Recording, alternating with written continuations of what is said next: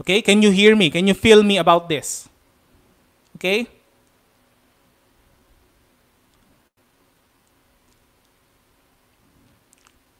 Okay, the ethical use of Photoshop. So right now, medyo nababahala lang ako. Some of us have been learning Photoshop and doing a lot of things, but the main use talaga of Adobe Photoshop is to use your skills to promote better outcomes, explore possibilities and opportunities that is bound for goodwill and right intention. Nalulungkot lang ako kasi may mga gumagamit ng Photoshop to do a lot of bad things such as to falsify documents, to create fake news. Alam niyo, that really saddens me because the tool itself, it's to create limitless boundary on your imagination, to create worlds that never existed. I want to take this opportunity that sana gamitin natin yung Photoshop, the skills that we have, for better use, for goodwill and right intention. Okay? Falsification of documents, tampering, yan, mga ganyan. For example, I'll give you an example kung paano ginagamit ang Photoshop for ethical use and for goodwill. Right now, paano ba ginagamit ang Photoshop for, ito yung ginawa nila. They partnered with a government organization sa US. They use Photoshop to search for missing children. Imagine. You can check that link. It's a legit one that they have published for around 3 years ago. It's a way for them to track people using Photoshop, editing the faces para makita nila ano kaya itsura nito pag medyo tumanda na yung bata. And they have been helping a lot of children that are missing in the process. Diba?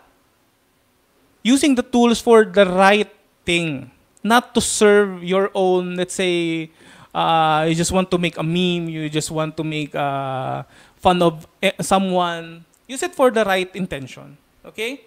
Again, about the ethical use of Photoshop, do not use it to commit fraud such as spreading fake news, altered visual materials, and documents. Mali yung spelling ko, sorry. Materials. I'm just going to correct this one. Okay. Okay, so malinaw po yun. Malinaw po yun. Is it clear? Clear po. Please. Pa-type po sa comment ethical. Okay? Ethical. O ethics na lang, ethics. Para marinig ko, narinig niyo siya. Clear. Okay. Okay? So let's move on. So let's go into a memory lane. Let's travel back in time and let's see how Photoshop has evolved since 1988. Okay? Since 1988. Meron ba sa inyong pinanganak ng 1988 dito? Paki-comment nga me. Baka meron mga sa inyong pinanganak na 1988 dito. Okay, so Photoshop in history has gone a very long way.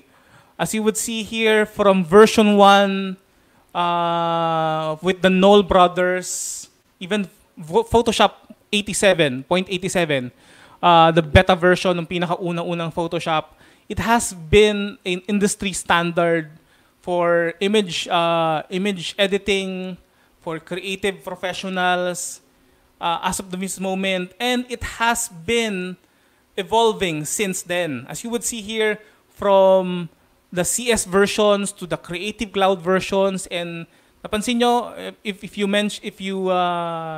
check this version, which is the new icon, the CC 2020, napansin nyo, nagbago yung pinaka-icon niya. And one more significant thing that happened here is that we now have Photoshop in the iPad.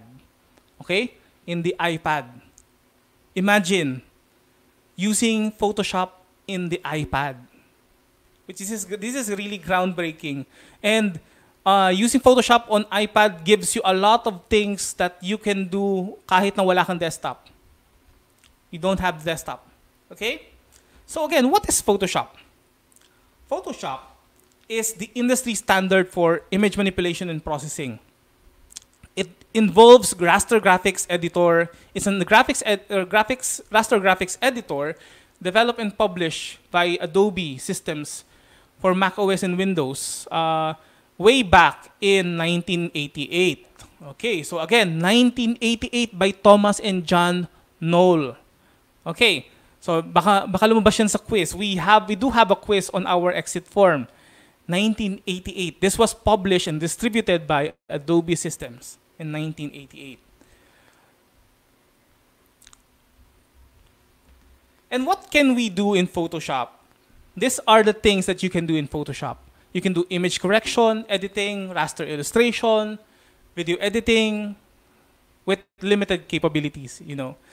Video editing with limited capabilities. Animation, you can always create animated GIFs. You can always do mock-ups for websites. And it's also a very effective tool for creating photographs or a photography tool.